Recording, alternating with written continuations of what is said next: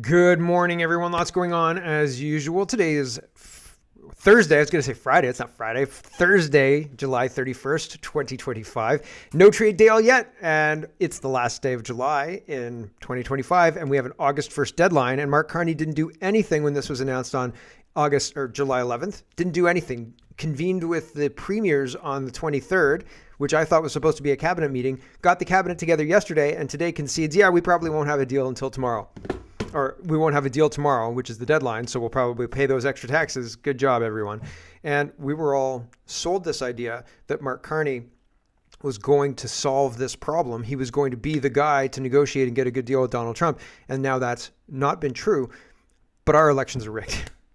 We were sold a story that was a plausible, believable thing that excused what happened during the election.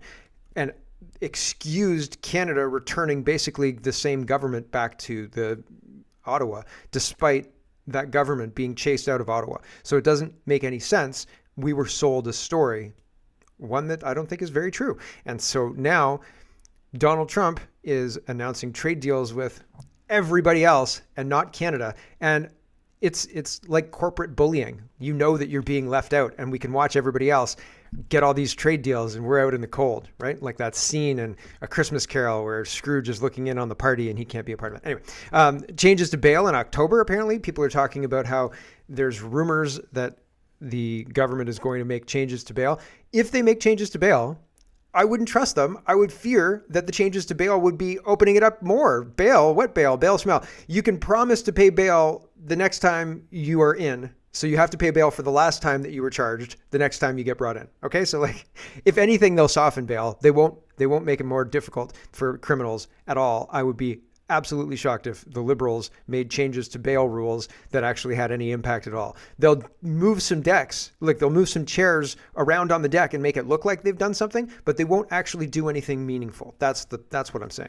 AI and meteorology in Weather Canada, the Canadian government's weather thing, they want AI working to fix some technological deficits. Apparently there's radar that is so old they can't find parts for it.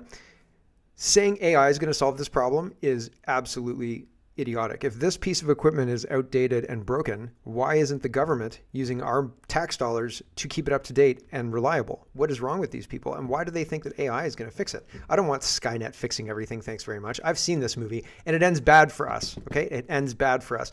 AI and meteorology as well can adjust data, can claim data where that's not true. I hear on the news, first of all, yesterday was Cheesecake Day and Friendship Day on different radio stations. And I was like, all these days are bullshit, kids. Don't listen to these days. But, oh no, I forgot about the other thing I was going to say. Darn. We'll just move on. It's fine. I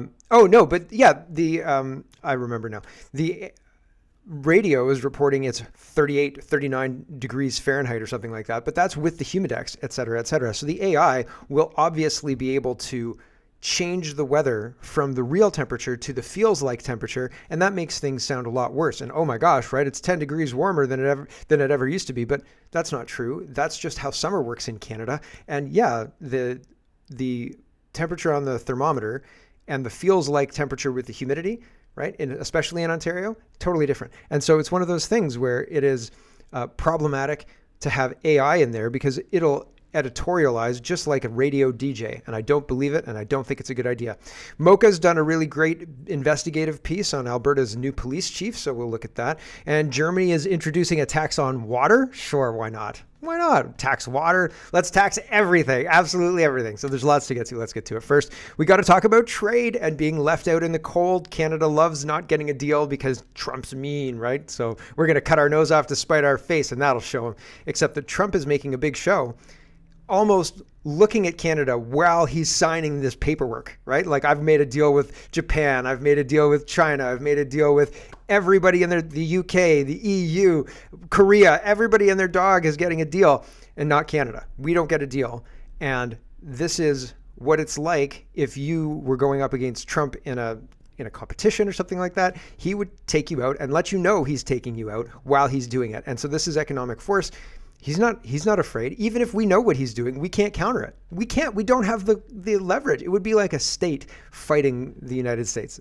They're not going to win. The United States have a lot more resources by orders of magnitude, a lot more resources.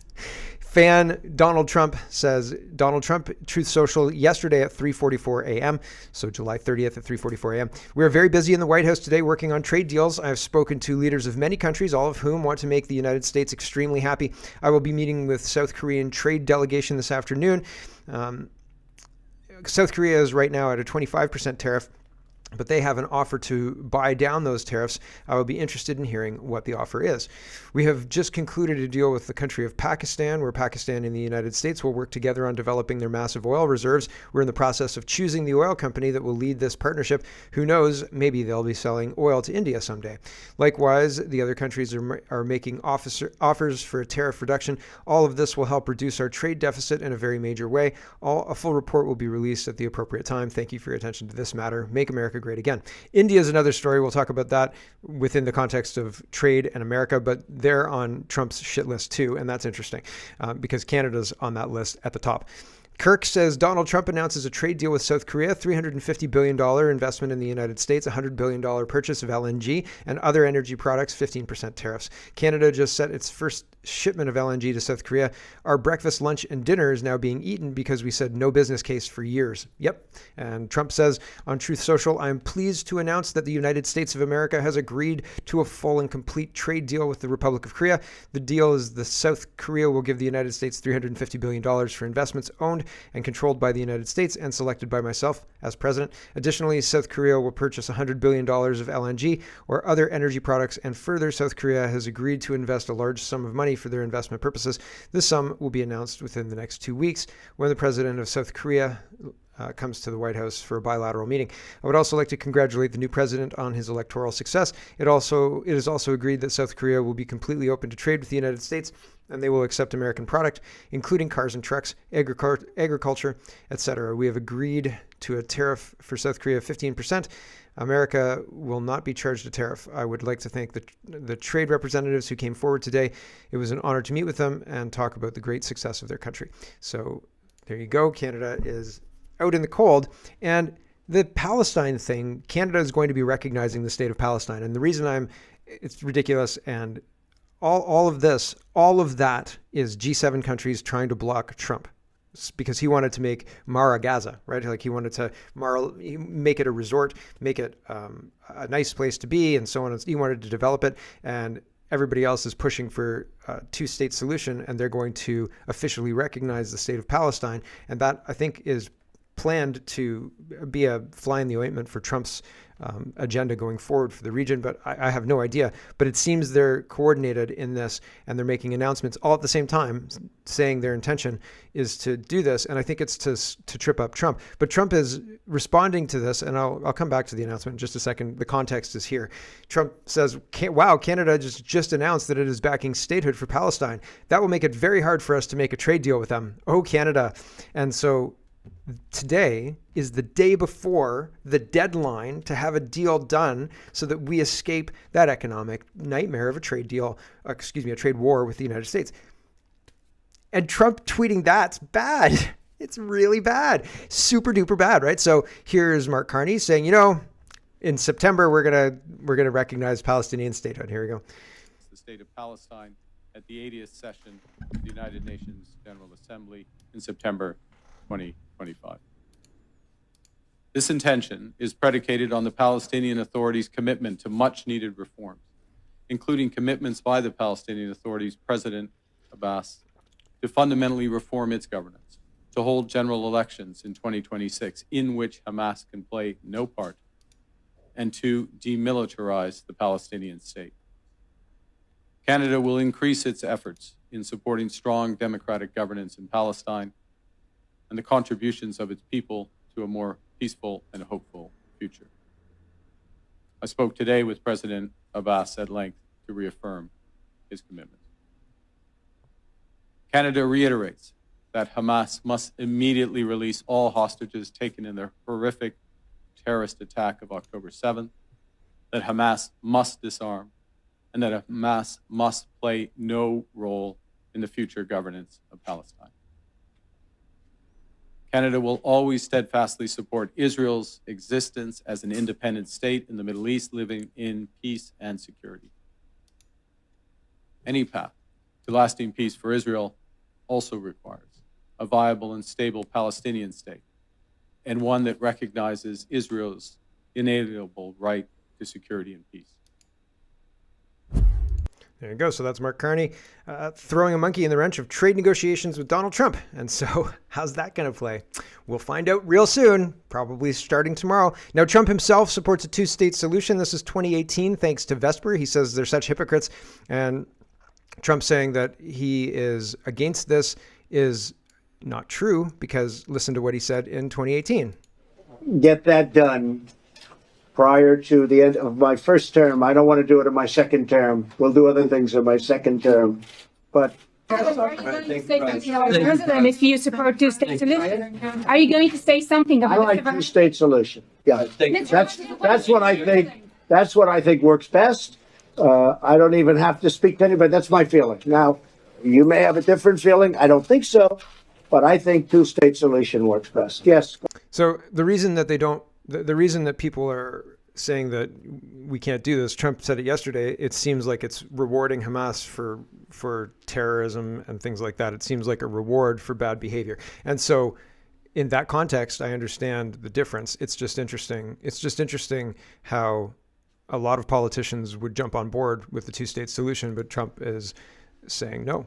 And it is going to impact our trade negotiations. Here's National Post reporting this. Carney concedes U.S. trade deal may not happen before August 1st deadline. Yep.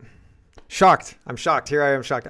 I told you on the 11th when the tariff increase was announced and Carney didn't respond because he was on vacation that they weren't taking it seriously and they really don't care. Here's Doug Ford talking about how Donald Trump's super mean and he's the reason why all of Canada's problems exist. Here we go. Because over the last few months, we've all seen the turmoil and chaos that have resulted from President Trump's tariffs and the economic uncertainty he has created. There's one person that's causing these problems. And let me assure you folks, it's not the American people. I talk to the Americans every single day, and they totally disagree with what President Trump is doing. Not just to us, it's the entire world. He has put an attack on, an economic attack, like we've never seen before. Even Trump supporters in the U.S. that I speak to, no matter if it's the governors or senators or Congress. I mean, when you're talking to Tim Walz, come on, come give me a break, right? And this whole idea that we're under economic attack. We're under a corporate attack. If we were two competing building corporations or something like that, Trump would be eating our breakfast, lunch, and dinner, and our entire managerial team would be running around like chickens with their head cut off because there's no projects because Trump's getting them all, right? And Canada is having that situation, and they're trying to blame Trump. And it's not Trump. Trump has made Japan pretty happy. I think Germany's not very happy about the whole thing, but the EU's signed on to the biggest deal in history, according to Trump and according to onlookers. And so there are places that are able to thrive within the context of Trumponomics. And so Doug Ford is pretty rich for Doug Ford, the liberal, to come out and say, all the problems that we're experiencing, Donald Trump's fault. I don't think so. I just don't think so. I'm not buying it.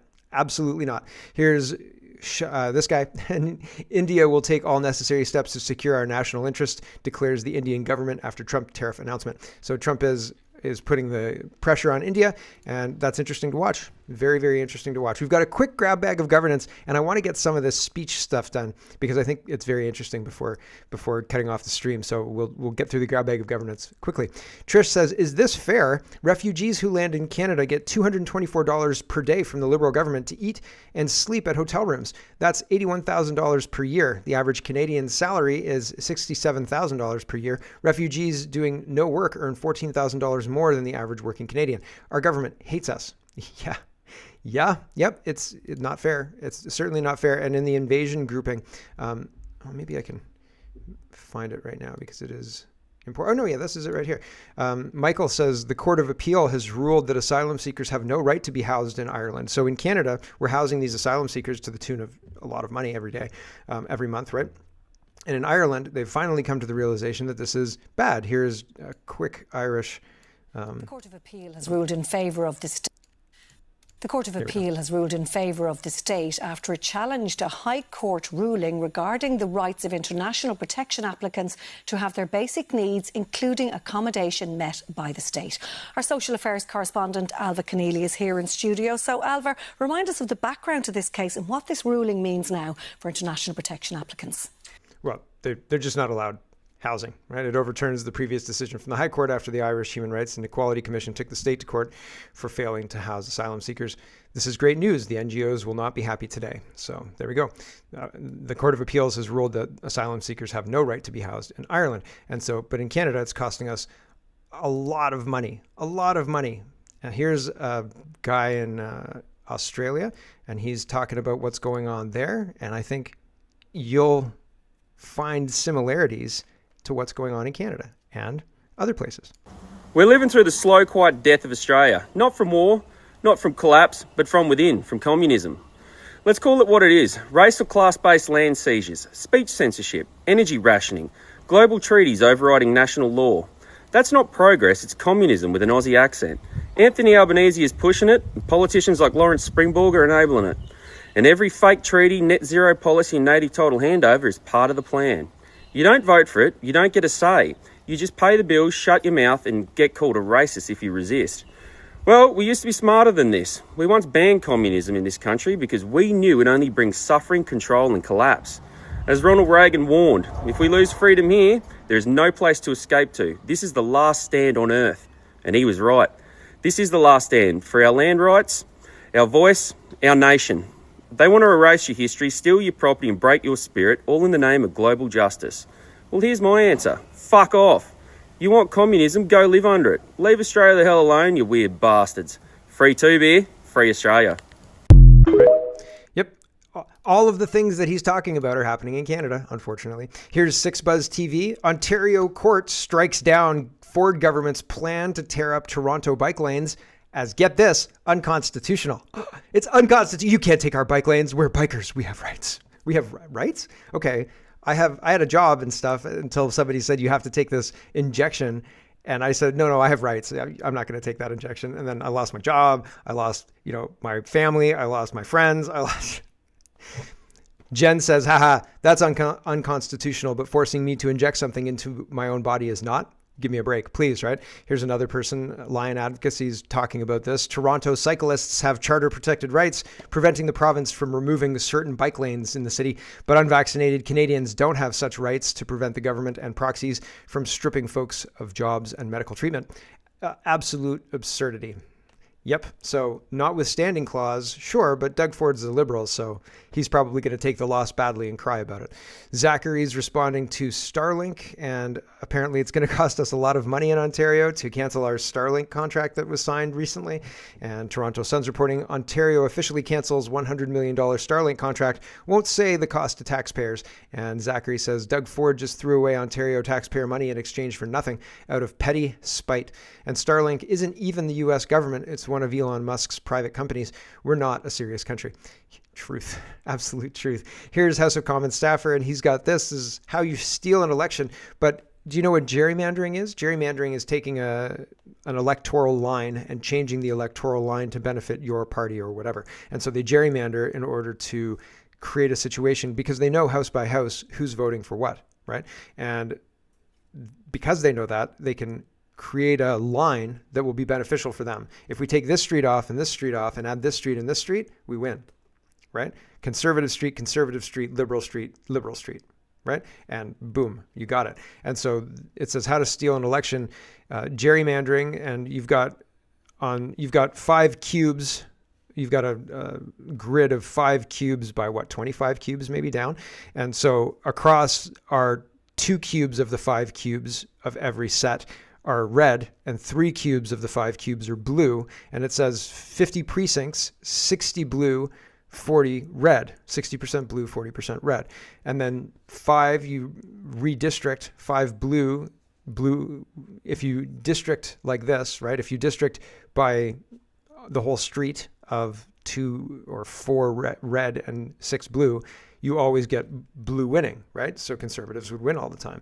And people say that's not fair. And so gerrymandered districts, 3 red, 2 blue. And so over enough period of time, it loses its resemblance to the will of the people and instead resembles the will of the political parties who get to gerrymander it. Right? And so that's unfortunate for us. Okay, we've got some time for the free speech. Not really, but we're going to do it anyway. Bohemian Atmosphere is talking about what's going on in England. The checking the age thing has come into force, and that is playing havoc with all of the services. Here's an example. And I'll tell you right now, everyone, if they ask me to prove my identity with uploading my driver's license and doing biometrics and all that stuff, not happening. I already have cash out situations on Shopify or Spotify and YouTube and all of that those other things for advertisements and things. It's been long standing. They've had my information for a long time. I am who I say I am. But if they decide to go in this direction, I'm not playing this communist game. You can find me on my website. So I won't be playing. I'm not doing it. It's not happening. I will not comply. F them. It's not happening. So just show note. If they cut me off, you can find me on my website, and that's where I'll be. But otherwise, I'm not doing it. I am not doing it. So what's happening here is verifying your age to protect children is the same as taking a vaccine to save granny. Same globalists pushing it too, all part of the digital ID agenda. Wake up. So Telegraph says Spotify threatens to delete accounts that fail age verification.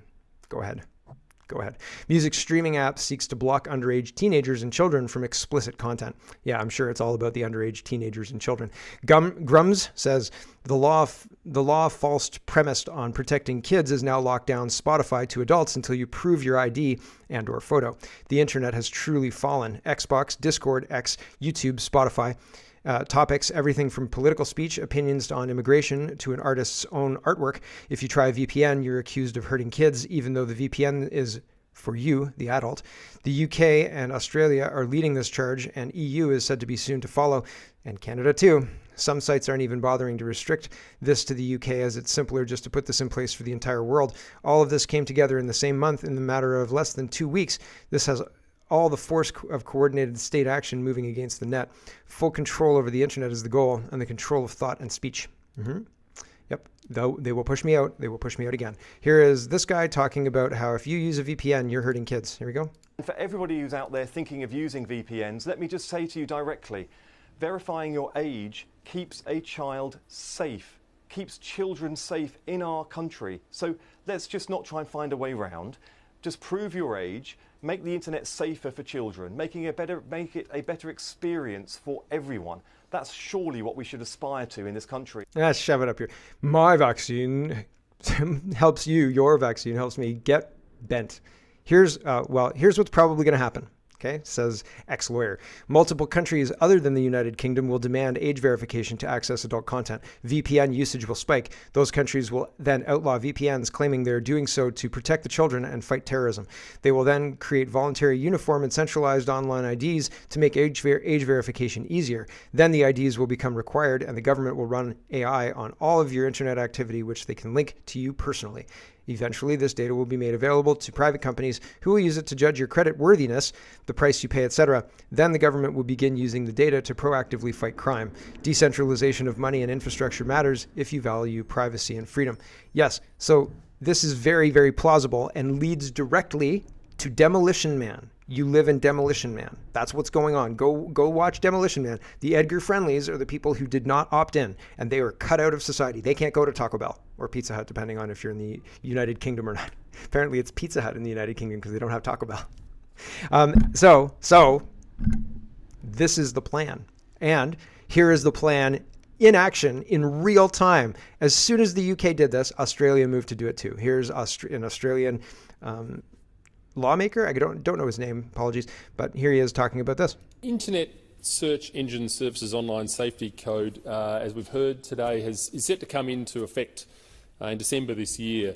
And what it is going to effectively do is require internet search engine providers to confirm the age of their account holders, amongst a range of other things that we've heard this evening.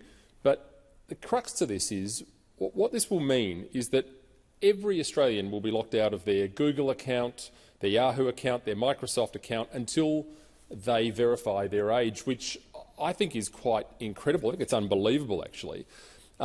And how does a big tech company actually achieve this in a practical sense? How does a big tech company actually identify you and confirm your age, well, it does that by simply confirming your identity. And it means this is not just targeted at children, it's going to be targeted at everyone. You can't identify who is 16 and over unless you identify everybody. And that's what this is about. Let's be very clear about it. That's what this has always been about. It was the same with the original legislation banning social media for under 16s, which was a Trojan horse for this very position. This was rushed through in Parliament last year, and now we're seeing an industry code which, as many of the contributors today have said, or tonight have said, has been brought out without industry consultation and with a bureaucratic stroke of the pen. Now, the selling point has always been about protecting kids online, which nobody in this room disagrees with. It's trite to suggest otherwise. Yet the measures that are used to achieve this always seem to come back to the issue of requiring more government intervention, more government surveillance of Australians.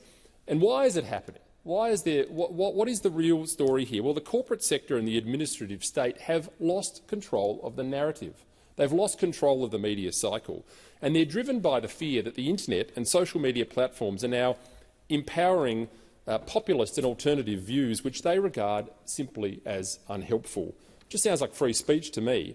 But the consequences of this new code will be yet further erosion of our privacy and another step towards this digital dystopia that we've been talking about. And as a country that purports to